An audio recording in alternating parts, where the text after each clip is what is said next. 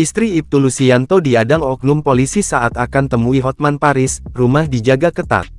Istri Kapolsek Negara Batin, AKP Anumerta Lusianto, mengalami pengadangan saat hendak meminta bantuan hukum kepada pengacara Hotman Paris terkait kasus penggerebekan judi sabung ayam yang menewaskan suaminya yang terjadi pada Senin tanggal 17 Maret tahun 2025. Tadi malam, Ibu Kapolsek Anumerta dan istri almarhum Pak Petrus sudah melakukan perjalanan menuju Jakarta. Namun, di tengah perjalanan, mereka dipaksa untuk kembali lagi, ujar anggota tim hukum Hotman Paris, Putri Maya Nurmanti, dalam konferensi pers di Mall Kelapa Gading, Jakarta Utara, Selasa tanggal 25 Maret tahun 2025.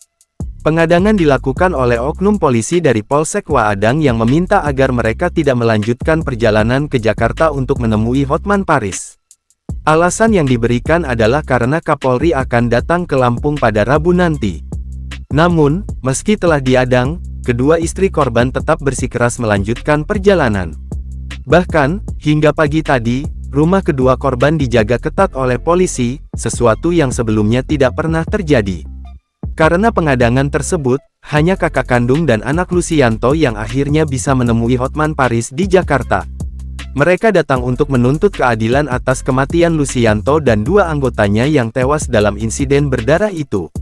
Sebagaimana diketahui, insiden penembakan terhadap 3 anggota polisi terjadi saat mereka menggerebek lokasi judi sabung ayam di Kampung Karangmanik, Kecamatan Negara Batin, Kabupaten Waikanan, Lampung, pada Senin tanggal 17 Maret tahun 2025. 3 anggota kepolisian yang tewas adalah Inspektur 1 Ibtu Lusianto, Brigadir Kepala Bribka Petrus Aprianto, dan Brigadir 2 Bribda Galip Surya Ganta.